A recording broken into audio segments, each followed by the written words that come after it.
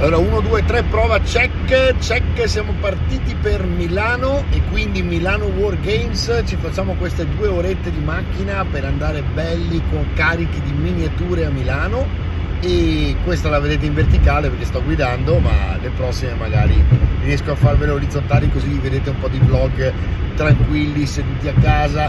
Alzate il sedere e venite a Milano a trovarmi, dai, ci vediamo dopo, ciao belli.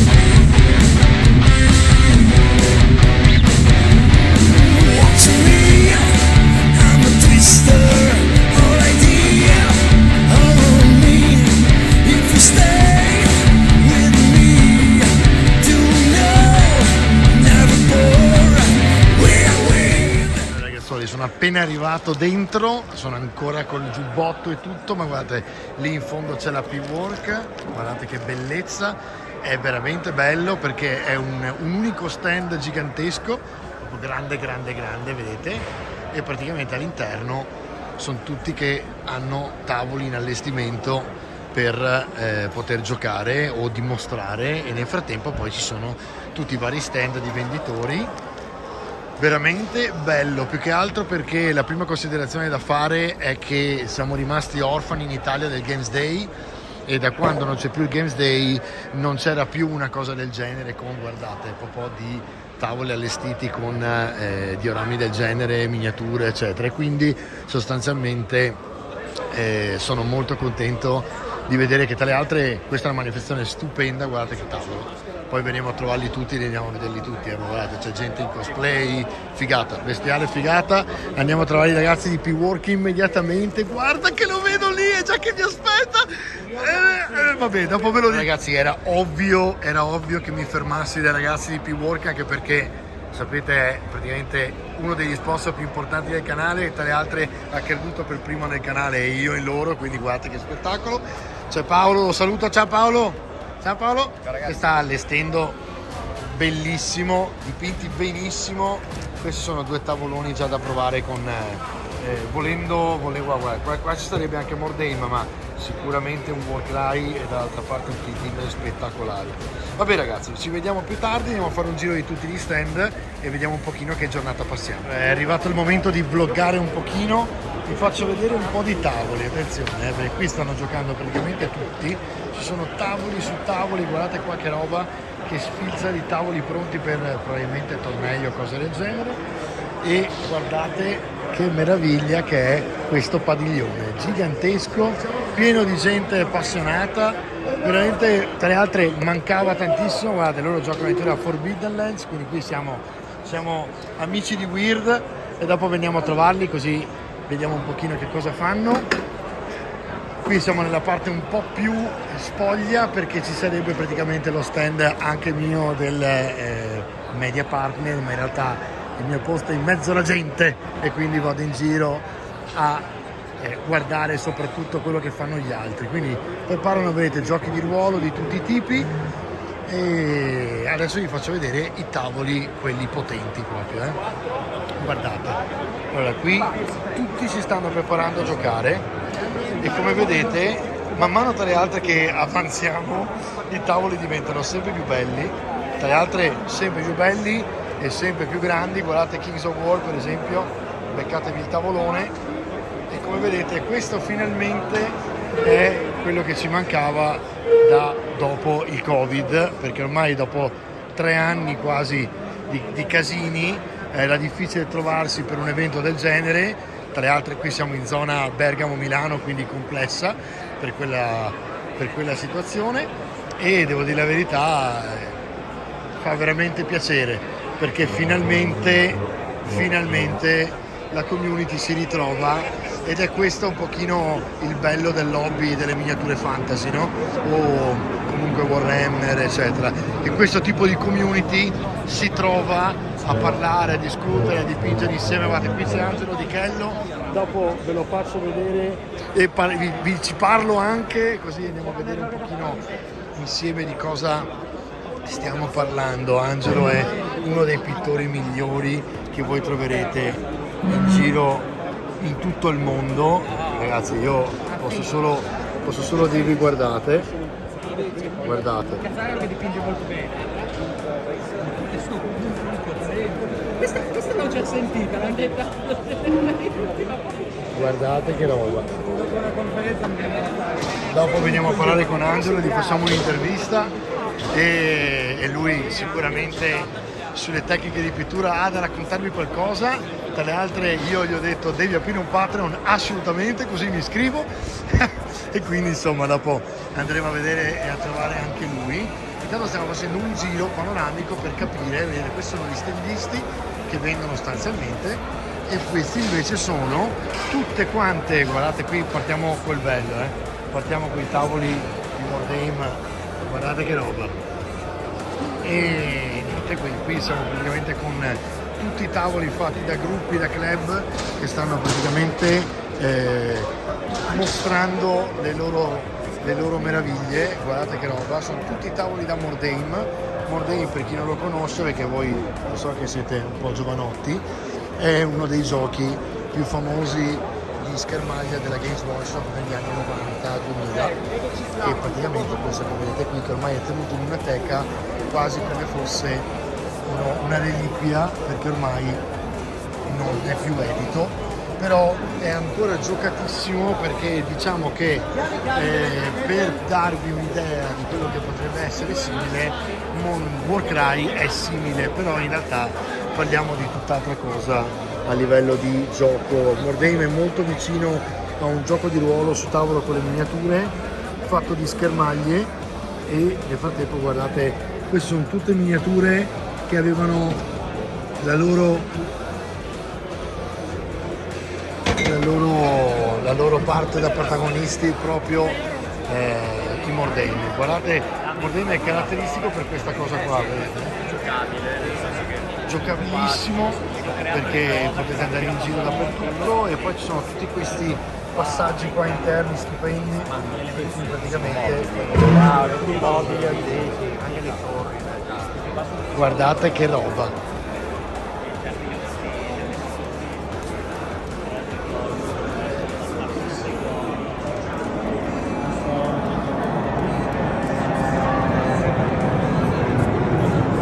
Siamo sopra Linate, quindi se sentite casino sono gli aeroplani.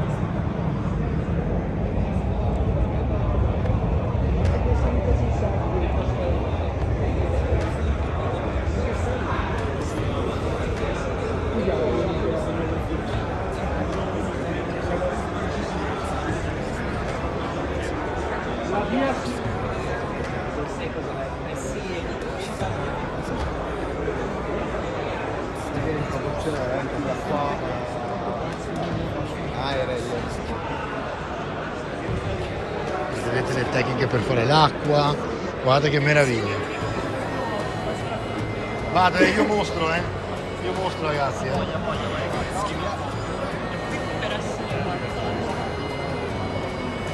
In quanto l'avete realizzato? Un mese. Un mesetto. Ok. Una settimana la prima parte. Ok. Ok, veramente bello.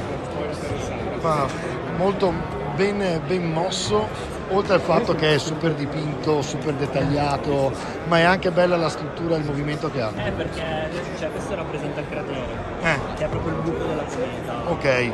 Quindi questo è proprio un crollo. Bellissimo. Che poi piano piano si è riempito d'acqua. Mamma mia, da diventare matti questi passaggi qua. Ma la cripta l'hai vista? No, ancora no, arrivo. Perché qui si va sotto. Bellissimo. Questo fa venire voglia di giocare solo a guardarlo. Grazie intanto ragazzi, a dopo. Vedete, qui sono tutti i tavoli demo.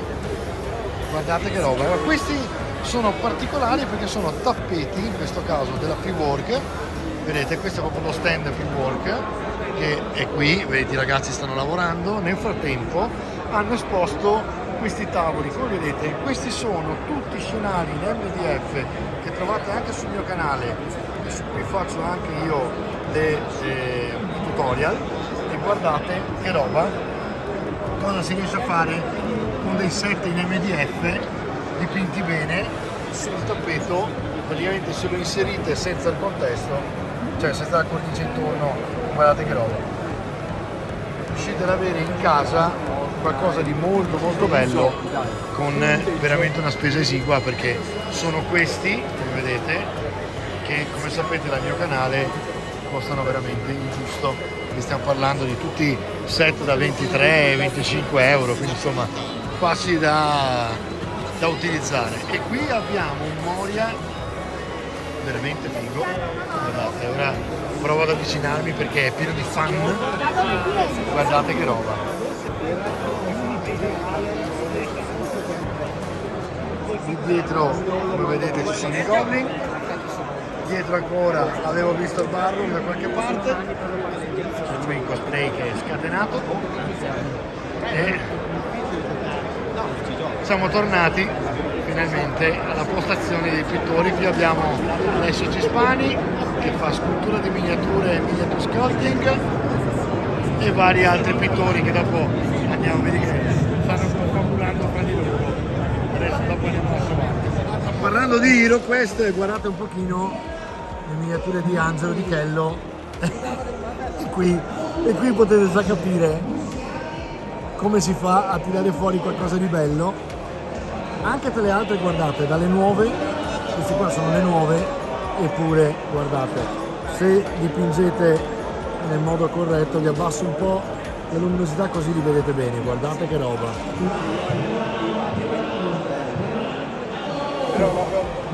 Allora, intanto sono allo stand di P-Work, questo è Paolo e dietro ci sono tutti i collaboratori. Allora, P-Work, voi lo sapete, è uno degli sponsor più importanti del canale, dove ho creduto tantissimo fin dall'inizio, perché effettivamente è una realtà italiana che però è diventata un'eccellenza ormai, vero Paolo? Sì, Direi in tutto il mondo. Yes, siamo produttori e ci piace ripeterlo.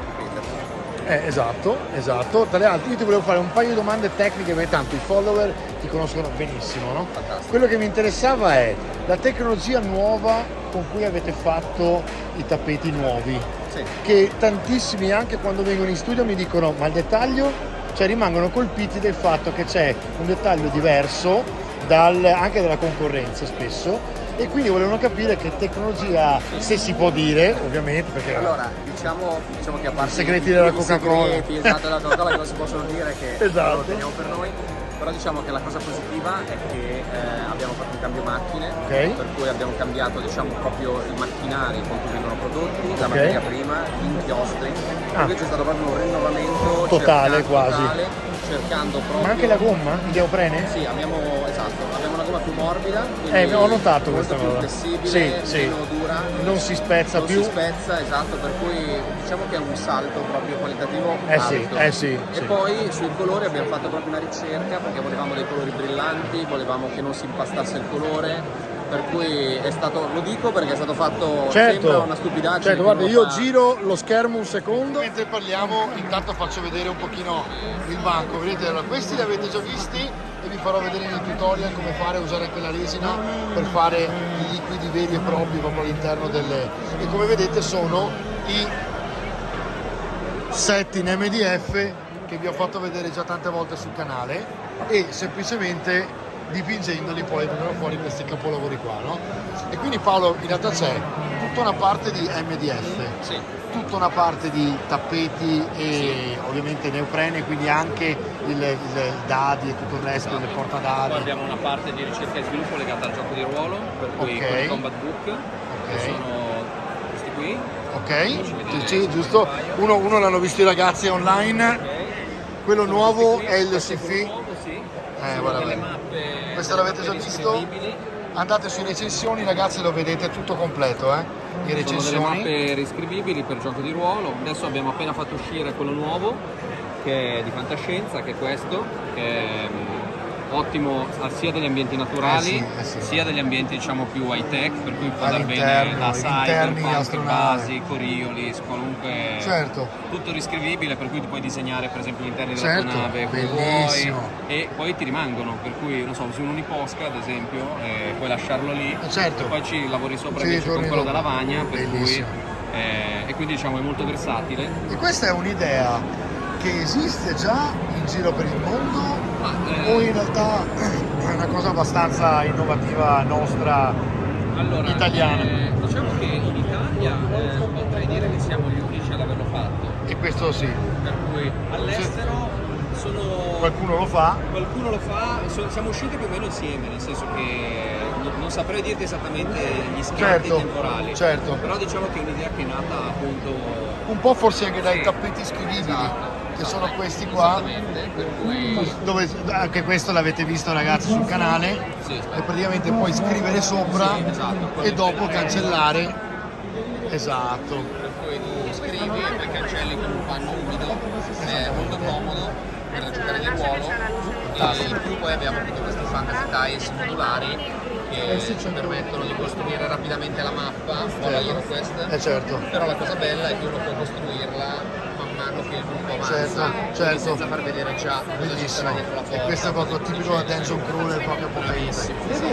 E poi ovviamente abbiamo tutta la linea dei nostri elementi scenici, Certo. per cui poi ti Ora consiglio- posso vedere il tavolo, esatto. di far vedere anche i Vado a tavoli che hanno vederlo. fatto esatto. Aspetta, I ragazzi là che sono spettacolari. Paolo, io ti ringrazio. Figurati. E guarda, ti faccio una bella inquadratura. Ricordate Guarda, di questo fresco. ragazzo, ricordate di questi ragazzi perché loro sono veramente l'avanguardia del lobby italiano. Quindi ci vediamo alla prossima, Paolo. Vado a vedermi i tavoli. Buona fiera. Così chiudo. Assolutamente, Grazie. Ciao, buona fiera, grazie è stato un mille. piacere. Eccoli qua ragazzi, questo è il tavolo, questi qua questi qua sono quelli che ho portato io per farli vedere ai ragazzi, li abbiamo messi esterni come se fossero, ve li ricordate dai tutorial, una parte esterna antica della città e poi all'interno è tutto innovato. Ma vedete che questo sostanzialmente è fatto per giocare schermaglie sci-fi e quindi siamo praticamente a livello di Kill Team, no?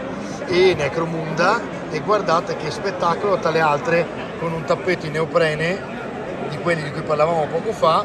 Voi lo vedete nello studio da me anche in molte immagini che utilizzo ancora perché mi piace un sacco anche a me, 1,80 per 1,20, questo invece è quadrato, fatto per giocare a Necromunda. Si può prendere anche del formato di Kill Team e guardate che spettacolo, scenari che costano 20-23 euro e che poi dipingete con la fantasia. Parimenti questa cosa succede anche con Warcry o con Mordheim e come vedete cioè, abbiamo degli scenari spettacolari eppure sono ricavati da fogli in MDF che, se ci pensate, è la stessa cosa che facciamo quando andiamo a costruirli noi, nel senso che usiamo materiale di cartoncino rigido per poter usare il supporto e poi sopra texturizziamo in questo modo qua, no? Vedete?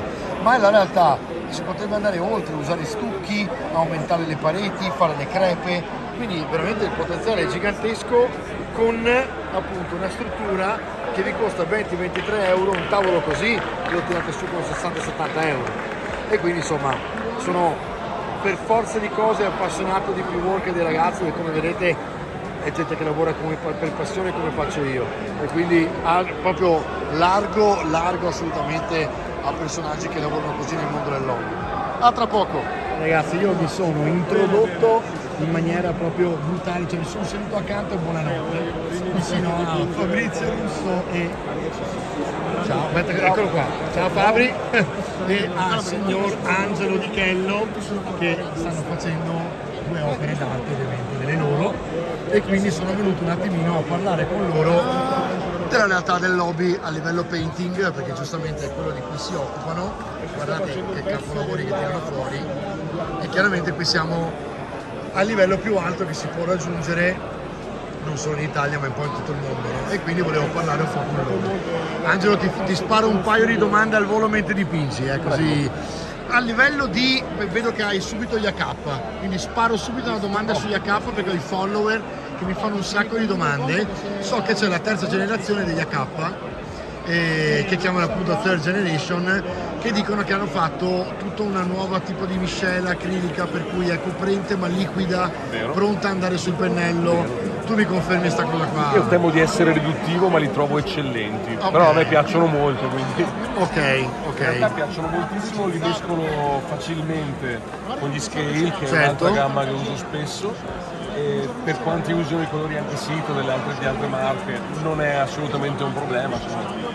Sono ottimi colori, la pigmentazione è bella fine, come piace a me, si tira Ok. molto bene il colore, Ok. sono ben coprenti e in generale sono colori che raccomando. Ecco, Cioè, perché te l'ho chiesto? Perché soprattutto i metallici. nel mondo del vlogging spesso c'è lo sponsor e quindi si pensa sempre che si parli No, io non sono assolutamente- esatto.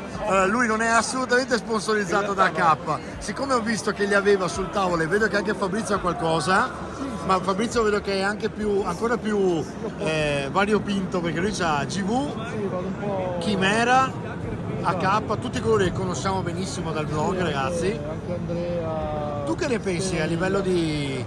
Ma in particolare degli AK, dici? In generale, come non dico il colore migliore che è la domanda, No, ma allora, secondo, diciamo come che- ti trovi con gli acrilici rispetto anche agli enamel, eccetera, eccetera? Sicuramente gli acrilici sono comodi da utilizzare per la facilità di correzione Ok. che ti permettono di ottenere. Certo, Poi vabbè, sono facilmente raggiungibili, sono atossici, certo, quindi sono certo. tutte cose che danno Vantaggi. notevoli vantaggi. Allora, io non ho sì, ho le mie marche preferite, ho i miei colori preferiti, eccetera. Però in genere non consiglio mai prendi questo, perché deve essere una cosa, il colore è una sensazione. ok, Per cui nel momento in cui tu lo utilizzi impari a gestirlo per quelle che sono le caratteristiche di quel colore lì. ok, Per cui se c'è un colore, tu vai in un negozio che vende colori, se c'è un colore che ti piace, lo compri, perché tanto è a sensazione, anche feticismo. a emotività, no? compriamo, A emotività lo proprio. butti sulla tavolozza, vedi come reagisce Esatto. sul tuo pezzo e imparerai a utilizzarlo per quelle caratteristiche lì. Certo. Se ti piace un modo per utilizzarlo lo troverai. Ecco, tra le altre ti interrompo un attimo perché di Vai. questa mattina parlavamo e tu vieni dall'Accademia delle Belle Arti, dal liceo artistico, quindi sicuramente il tuo approccio alla miniatura è comunque di uno che sa, parlavamo prima per esempio dello studio delle luci sulla miniatura, no? E se vedete ragazzi, anche fatto, non so se hai iniziato aerografo, no? Vero?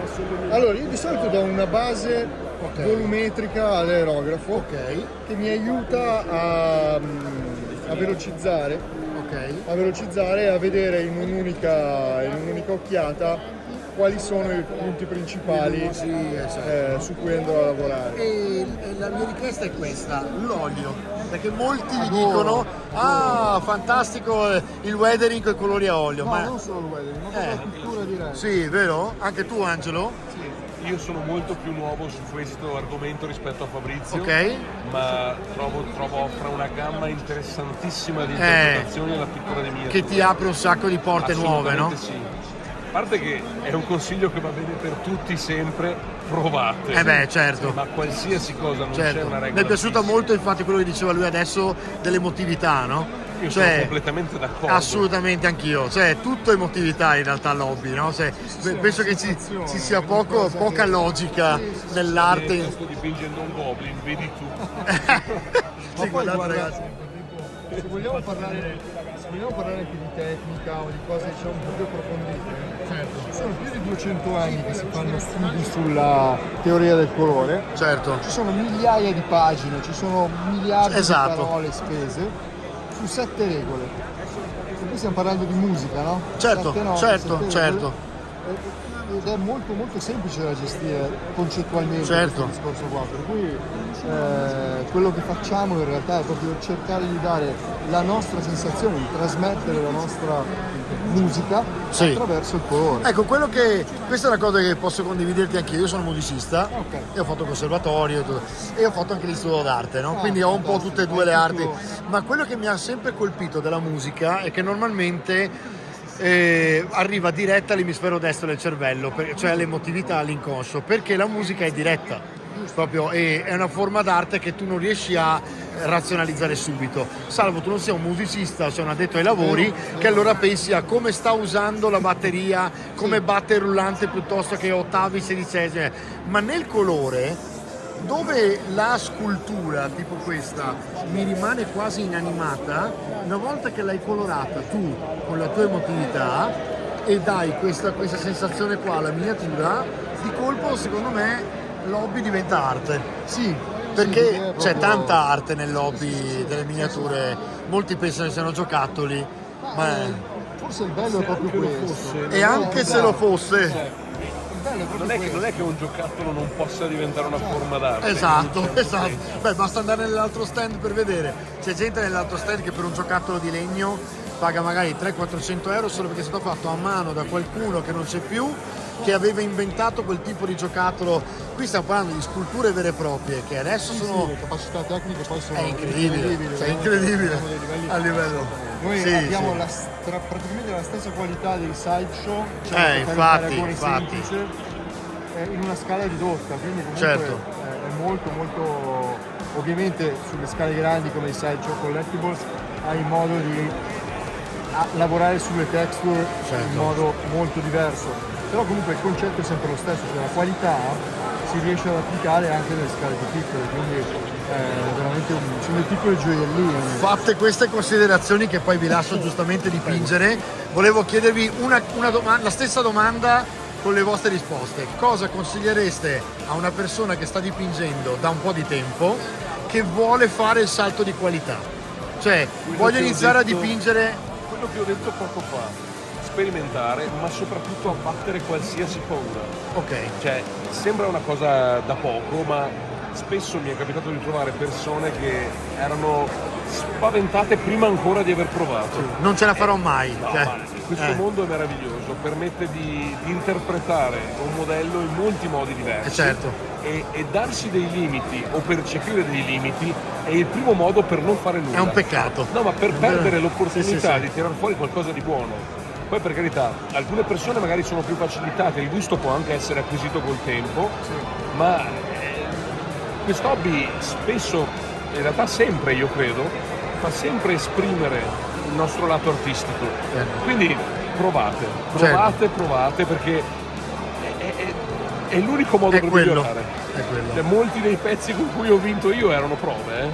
Pensa a te. Sì, magari veniva bene, poi dicevo vabbè la posso. Sì, magari un colore che non avevi mai usato e detto sperimentiamo su un questo modo colore. di usare quel colore. Ah, un modo. Tu mi hai detto una cosa meravigliosa, hai detto il colore è emozione. Certo, l'emotività. Prendi qualcosa, poi un modo per usarlo lo trovi, è una cosa sacrosanta. Io ricordo da ragazzino, io ho cominciato con dei colori pessimi perché io provavo con gli Umbral che adesso i più vecchi, anch'io. I più vecchi diranno quando che a 8-10 anni dipingevo con gli Umbral. Io ho rovinato i miei primi HeroQuest, così. uguale. Distrutto HeroQuest, erano canditi smaltati. Delle porcherie assurde. Però ricordo ancora quando ho preso i primi Life Color di 30 anni fa che non erano come quelli attuali, erano un po' più difficili da gestire, a me sembrava già una vita nuova e c'erano le tonalità che magari mi piacevano di più, un modo per usarli lo trovavo e col tempo non cambia questa cosa, si evolve. Sì, una piccola un'aggiunta diciamo potrebbe essere cercate di trovare il modo di esprimere voi stessi. Va bene la fase di copiatura perché è una fase accademica, diciamo, certo, per cui si impara necessaria per la molto. tecnica. Sì, esattamente, per la tecnica va benissimo. Ma nel momento in cui applicate la tecnica, poi cercate anche di dare un qualcosa di vostro, cioè la sensazione di ritrovarvi in quello che avete dipinto è molto importante, cioè è molto bella questa cosa, quindi interpretare, essere... Io quando gioco, quando dipingo appunto qualunque personaggio, immagino di essere quel personaggio lì. Per cui immagino le sensazioni che può avere la puzza, fa parte anche della pittura. Certo. No? Parlando mi ha fatto partire un pensiero e me lo sono soffocato, ma adesso stavo per dire, quando Brusto fa un pezzo, tu vedi che è russo, cioè è il suo pezzo, e poi lui ha detto, immagino la puzza, basta. Bene. È fondamentale, cioè ognuno ha le proprie sensazioni, il proprio modo di esprimere, dalle parole a qualunque altra cosa, quindi deve essere parte di quello che state facendo. Ragazzi, vi ringrazio, vi ringrazio, è un onore stare con voi, potervi mettere sul blog così i ragazzi vedono e sentono parlare due persone che stanno facendo veramente arte sulle miniature. Quindi grazie davvero e ci vediamo alle prossime manifestazioni. Ciao cari, ciao ciao ciao. Allora ragazzi, ormai ogni volta che vado in giro la trovo e quindi ormai adesso vi faccio vedere chi è, ma avete già capito perché al femminile ce n'è una sola che merita essere nominata. Vi faccio vedere cosa ha fatto. Fermi tutti. 1, 2. Villa Nora, ciao Villa, ciao cara, come stai? Tutto bene. Ascolta, mi racconti un po', ciao, mi racconti un pochino il secondo capitolo, quando è uscito? Perché rispetto alla Fiera del Libro a Torino stava uscendo, quindi a che punto siamo? Come va?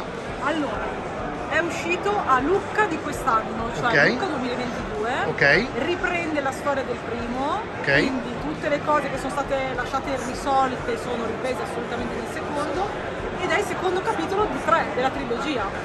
Anche questo comunque è piuttosto autoconclusivo, anche questo capitoli molto brevi, sono 3-4 pagine a capitolo, e ognuno dal punto di vista di un personaggio e anche degli antagonisti, quindi come il primo.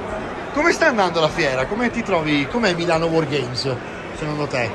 A me sta piacendo tantissimo. Sì, è appassionato, perché tipo la Fiera del Libro era un colosso, un elefante, no? Ci siamo trovati lì in mezzo e figo, perché in realtà forse era più collocato lì perché eravamo libri alla nera, andava bene così, no? Però qui effettivamente siamo in mezzo a una community che è gigantesca, lì giocano di ruolo davanti a lei, qua stanno giocando per esempio sui tavoli, si va fino in fondo di là ed è tutto tavoli di hobby. Secondo te può crescere una cosa del genere rispetto a quando c'era il Games Day Italia, che non so se tu ti ricordi, perché forse nel 2010 minuti ce l'avevo organizzati anch'io come GV Italia e un po' eravamo orfani di questa cosa, no? Cioè mancava avere una situazione del genere, cioè lì ragazzi i tavoli rossi stanno giocando di ruolo, in mezzo al caos e al casino trovano il tempo di farti fare un turno a Forbidden Lands piuttosto che a Coriolis, piuttosto che eccetera eccetera, no? E quindi anche il fatto che si vendono libri, è tornato, anche perché dopo 2 o 3 anni tra pandemia e roba varia stava diventando un po', no? Certo, ma oggi in realtà è festa, nel senso che c'è tantissima gente, sono tutti super appassionati, soprattutto le persone che fanno provare i tavoli, le persone che provano, sono tutti molto contenti di essere tutti qua. Super appassionati. Sì, e appunto il GDR, detto bene, sta andando tantissimo. Sì. Il GDR sta andando tantissimo. Io sono contenta perché ci sono tanti lettori anche, non me lo aspettavo, però così. E in realtà io seguo la fiera da tanti anni, però sempre come persona che veniva qui, comprava. È la prima volta che vieni con lo stand, eccetera. Sì, sta andando molto bene. Non è più la fiera del wargame. È la fiera del wargame, il GDR. Con tutto quanto intorno, il corollario, eccetera. Ragazzi, ricordatevi questi 2 titoli, se li vogliono prendere, a parte il link che metto io, dove vanno? Si trovano, possono scrivere a me, possono trovarli sul sito di Edikit Editore, su Amazon, su Mondadori, su Feltrinelli. Quindi spacca ragazzi, questa ragazza spacca, guardatela fino a quando potete e poi non ci guarderà più lei. Ciao a tutti, ciao a tutti! Allora ragazzi, sto tornando a casa, sono già a 40 km da casa, quindi mi sono fatto un buon un'ora e mezza di viaggio meditativo con il buio, come vedete, quindi sono partito col buio e sto tornando con il buio, ma dentro una luce gigantesca che è quella del lobby, con un entusiasmo che voi sapete che io ho sempre, ma adesso è ancora più carico. Vi ringrazio tantissimo, siete veramente venuti in tanti a salutarmi, a ringraziarmi sia per la nera che per il vlog, grazie davvero, sono io che ringrazio voi, perché come raccontavo a molti di voi oggi dal vivo, è la community che tiene viva se stessa, quindi anche il vlog, anche la nera, è come fossero diramazioni della community, no? Qualcuno di noi ha un'idea, la manda avanti e tutti gli altri la sostengono, quindi questo è fantastico.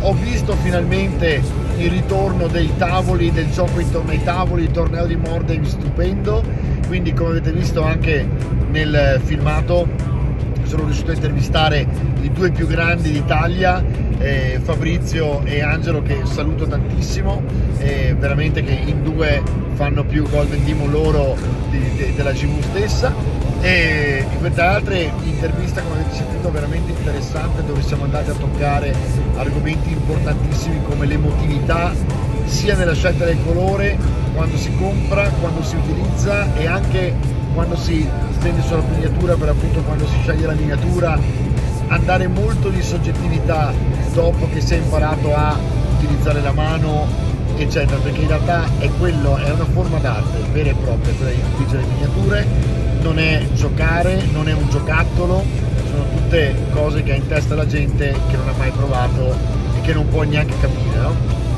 E un po' questo è anche il suo bello, perché un po' siamo anche gelosi, no? Del fatto che noi invece lo sappiamo. E detto questo, con questa bella ripresa verticale io vi saluto, ci vediamo alla prossima puntata, spero che vi sia piaciuto questo breve video vlogging, è stata veramente una giornata intensissima ma potente. Mi sto portando a casa, ultima cosa che vi dico oggi, il tappeto Mediterranean della P-Work, ve lo faccio vedere la prossima volta, è bellissimo, ha fatto il sold out oggi lì ed è veramente un tappeto incredibile perché è versatile, dallo storico al 40k, house, fantasy, praticamente lo usate con tutto. Ci vediamo alla prossima puntata, ciao! Warriors, warriors.